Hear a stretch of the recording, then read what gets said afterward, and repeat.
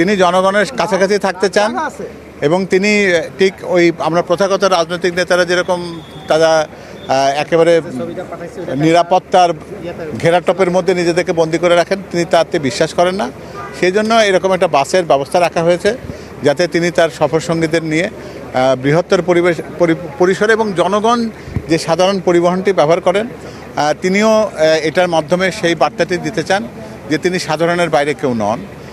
এটি হচ্ছে এই আয়োজনের বিশেষত্ব এবং আমরা আশা করছি যে নিরাপত্তা কর্মকর্তারা যদি অন্য কোনো কারণ না থাকে তাহলে তিনি এই বাসেই তিনি তার মাকে দেখার জন্য এভারকেয়ার হাসপাতালে যাবেন এবং পথিমধ্যে তার জন্য যে অভ্যর্থনার আয়োজনটি আছে সেখানে তিনি এই বাস দিয়ে যাবেন এবং জনগণের সাথে কথা বলবেন। এটা ব্যতিক্রম ঠিক নয়, উনি নিজেকে যেটা দেখাতে চান যে তিনি তার ভিতরে যে উদ্ভাবনী ক্ষমতাটা রয়েছে, আগামী বাংলাদেশ দরকার এমন একজন নেতৃত্বে যিনি বাংলাদেশকে বদলে দিতে পারেন।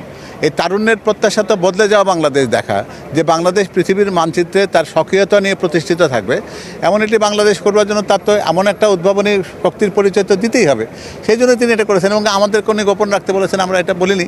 আজকে এই যে সবার সামনে যে প্রকাশ্যে যেটা এলো, এটার মধ্য দিয়ে মানুষের নতুন একটা জিনিস জানার সুযোগ তৈরি করলো এবং এটার মধ্যে দিয়ে তিনি তার জনঘনিষ্ঠতা সেটা সবসময় দেখিয়েছেন। আজকেও তার ব্যতিক্রম হলো না। সম্ভবত স্থায়ী কমিটির সদস্যদের কয়েকজন এই বাসে থাকবেন, যাদের মনে হয় যে তার দীর্ঘক্ষণ বাস ভ্রমণের মতন করে যারা নিজেদেরকে মানসিকভাবে তৈরি করেছেন তারা সবাই এখানে থাকবেন। ডক্টর জুবেদা রহমান এভারকেয়ার হাসপাতালে তার শাশুড়ির শয্যা পাশে, যিনি দেশনেত্রী বেগম খালেদা জিয়া দীর্ঘদিন ওখানে চিকিৎসাধীন রয়েছেন, হয়তো তার কাছাকাছি যাওয়ার চেষ্টা উনি করতে পারেন। আপনার পৃথিবী থেকে কোনো গাড়ি কোনো কিছুতে প্রুভ করা যায়? আমার তো জানা নাই যে পৃথিবীতে এমন কোনো যানবাহন তৈরি করা সম্ভব যেটাকে একেবারে আমরা বিধ্বংসী প্রুফ করে তৈরি করতে পারবো, এরকম না। তবে হ্যাঁ, এখানে নিরাপত্তা সংক্রান্ত কিছু বিষয় রয়েছে যেটা হয়তো নিরাপত্তার কারণেই অত বিশদ বলার প্রয়োজন নেই।